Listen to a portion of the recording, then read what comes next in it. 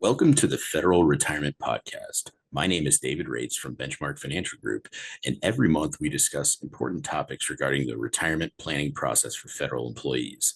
This Lunch and Learn series is an interactive discussion where individuals can ask questions.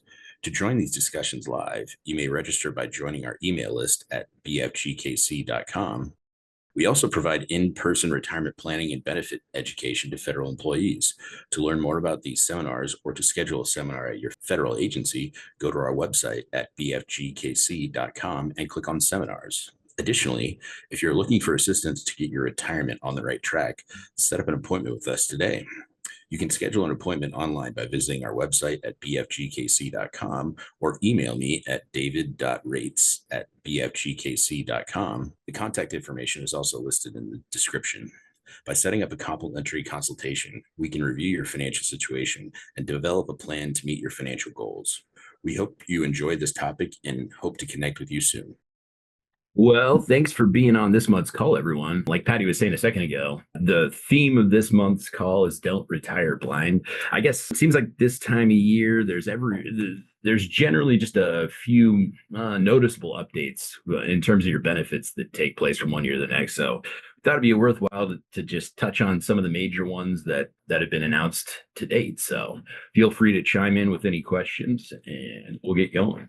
Alrighty, so why 2026 matters. Obviously, updates happen from one year to the next. So knowing the ones that have the biggest impact on you is where you want to be in terms of being ahead of the game. And making confident decisions now obviously has a direct impact on income that's generated from your benefits into the future. So numero uno on the list for the upcoming 2026 year. One of the biggest ones is inside of the TSP plan, there's going to be an option to do Roth conversion. So it's going to give you the option to move funds from traditional pre-tax TSP to Roth TSP without leaving the TSP plan. So it's important to remember that traditional pre-tax TSP, it's taxable at the point of withdrawal, whereas Roth gives you the option to build up a pool of money that's tax-free upon withdrawal, assuming that the right check boxes are hit. But most of the time, people hit those check boxes. So in a nutshell, Roth conversion window gives you, like we said, an option to build up a larger pool of tax-free money upon withdrawal inside of the TSP plan. One major caveat to take into consideration is that the conversion amount is taxable in the year that you do it, and market variability has a direct impact on that taxable amount. So there's moving parts that you want to take into consideration, or you don't just want to jump and like convert all of your TSP money to Roth and then ask questions later, because there's a tax bill that's due any point in time that you have a conversion from pre-tax to Roth. So obviously planning strategically is an important variable when it comes to a conversation about a Roth conversion.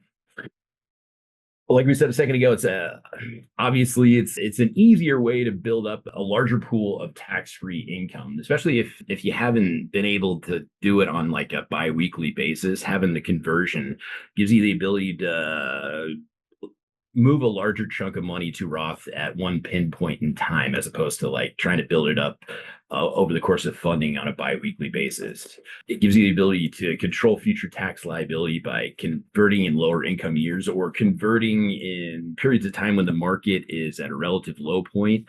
So ideally with the Roth conversion, you want to convert it when the market is lower, because that's going to reduce the amount that you have to pay in taxes. And then right after the conversion, ideally the market shoots up like a rocket. So you lock in a relative low price for the conversion amount, and then it grows exponentially going forward into the future.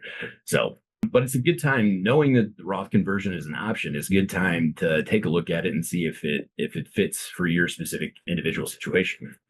Some important caveats to take into consideration in addition to the variables that we just discussed. So it's available to active TSP participants, separated participants, and spousal beneficiaries. Minimum conversion amount is expected to be $500. Bullet point number 3 is an important one. The amount that you convert and the pinpoint in time that you convert it is taxed as ordinary income in the year of the conversion. So like I was saying a second ago, if you use this year as an example, ideally, if you're pinpointing to do a conversion, hypothetically, if you had the option, doing a conversion of like CES or iFund shares in March would have been an ideal time to do it, because you would have converted it at a relatively low market price and then had this window of time where those shares bounce back in terms of market value. So you locked in as low as possible in terms of the number that you're using for conversion, and then rode the wave up from market growth from that point forward. Bullet point number 4 on the list here is an important one to take into consideration too, is that you can't use TSP funds to pay the tax liability. So you want to be strategic about the amount that you're converting and have a pretty good idea of how you're going to account for that tax liability, especially if it doesn't give you the option to pay for it out of TSP funds.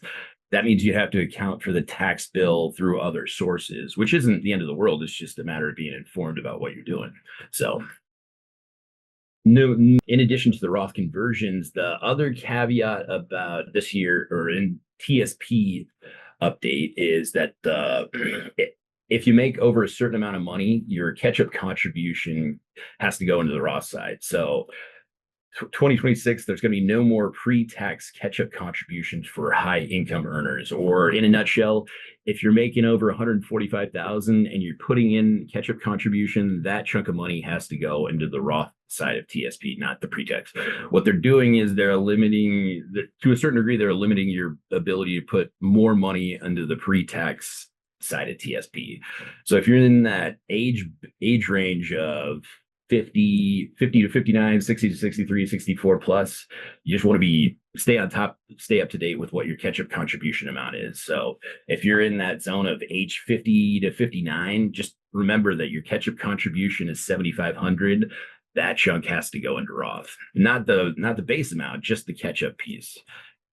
Last year there was an update on the funding amounts for catch-up contributions for people that are 60, 61, 62, and 63. You have a higher amount. So if you're trying to max out that catch-up contribution anywhere from age 60 to 63, you just know that the 11,250 amount that you can put in as a catch-up contribution also has to go into the Roth side. And then if you're over age 64 plus, the catch-up contribution reverts back to that 7,500 number, and that chunk has to go into the Roth TSP as well. So, like I said, they're just limiting to a certain degree your ability to put extra money into the pre-tax side of things.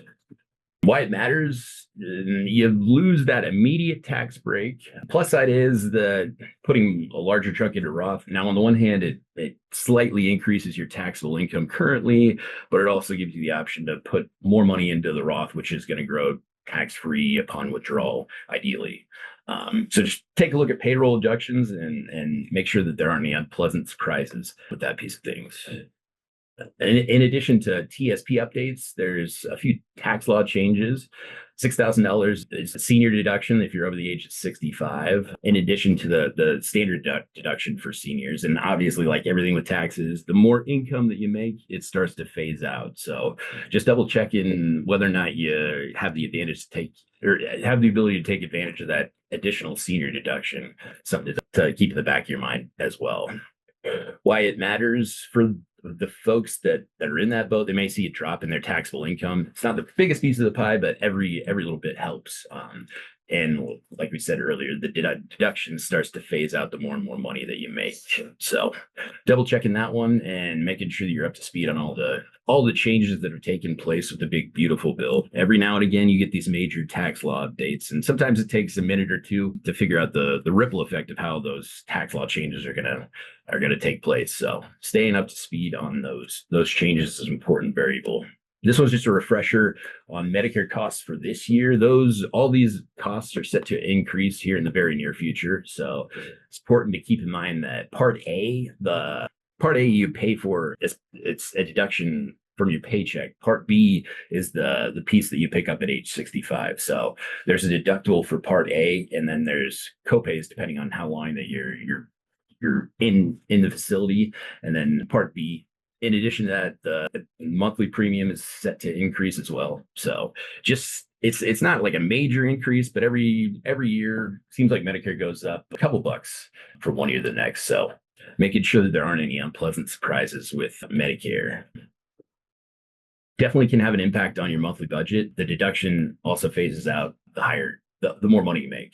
So Just a refresher on RMDs too. So required minimum distribution age, as a reminder, is now 73. So for those who reach 72 on or after January 1st of 2023, just keep that in the back of your mind. Age 73 is the magic age now for required minimum distributions. Or if you haven't taken any money out of the pre-tax IRA, pre-tax TSP, you get to age 73, there's a minimum amount that you have to start taking out because, like we said earlier, that's a pool of pre-tax retirement savings, and Uncle Sam wants to start to get some tax revenue out of that pool of savings that you've been accumulating for all these years.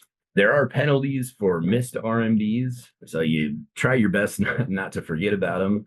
In worst case scenario, there you can submit a request with the IRS to have them waive that penalty, but ideally you don't want to be in a spot where you have to worry about that penalty. So, and IRS adjustments yearly for inflation as well. So this one is just a refresher on the percentage withdrawal rate. So at 3.78% is base withdrawal rate for required minimum distributions.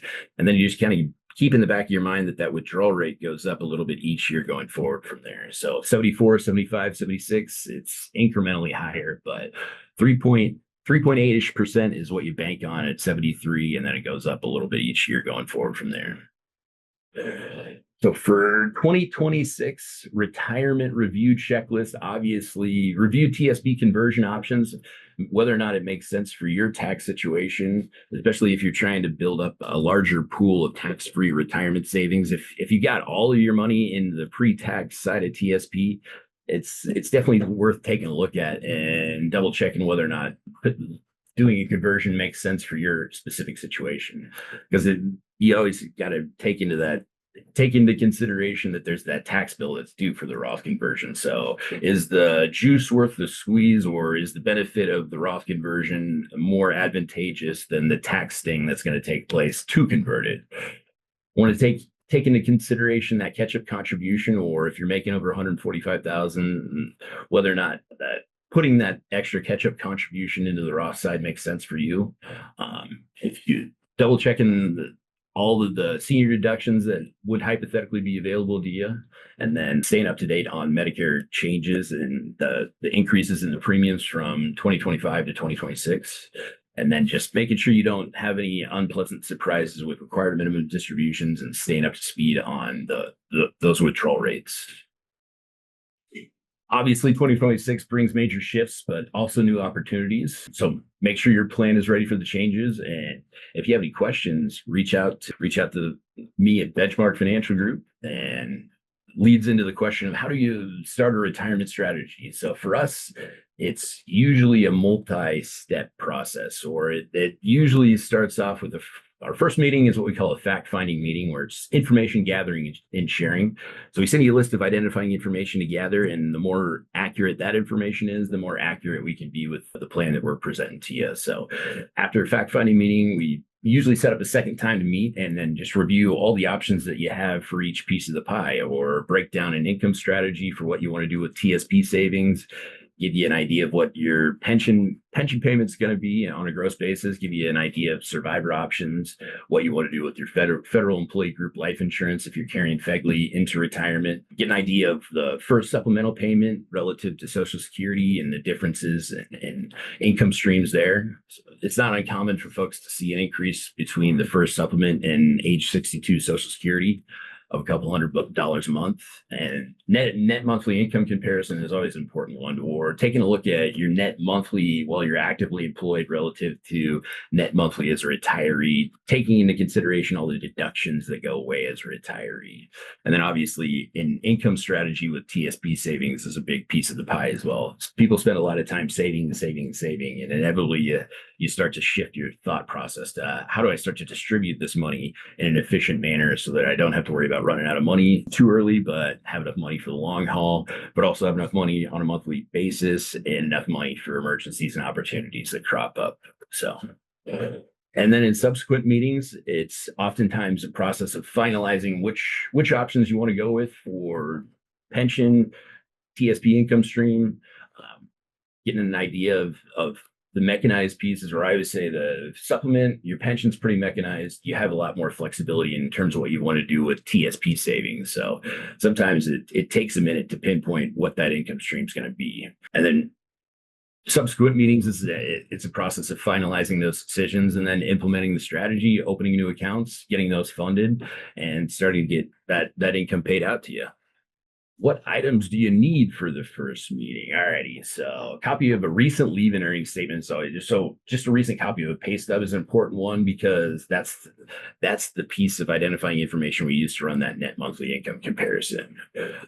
Copy of any retirement estimate you can get your hands on, or any estimates from HR, GRV platform, Employee Express, the Federal Retirement Benefits Report. Any of those estimates are always helpful. Copy of a recent TSP statement so you can get an idea of balance in the funds that you're using.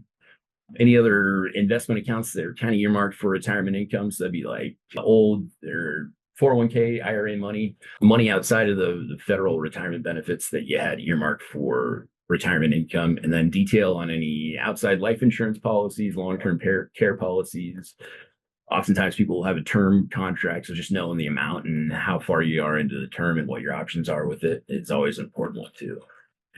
A recent statement from Social Security, just to get an idea of the numbers that they have on their end, or what's your age 62 benefit relative to all the other ages that you could start that benefit. 62 full retirement, age 70 payments. Divorce decree, if that's applicable for your situation. If you're in a boat where you have a divorce decree, it's always important to double check that one to make sure that there isn't a portion of that pension, your first pension, that has to get paid out to a former spouse. Because if there's a whole process that takes place to dial into the weeds and figure out in terms of dollars and cents what your former spouse is getting paid from your pension. And then current spouse, oftentimes people want to incorporate their spouse's benefits into an overall plan. So if that's an important piece of the pie, just take that into consideration, and any identifying information you can give on your spouse's retirement benefits is helpful as well. So how about any questions, Patty? We don't have any questions. David? Thanks for tuning in, everybody. If you have any questions that we didn't touch on the call, you can always give me a call or shoot me an email or submit your question via the website. Thanks for tuning in. I hope to talk to you guys sometime in the near future.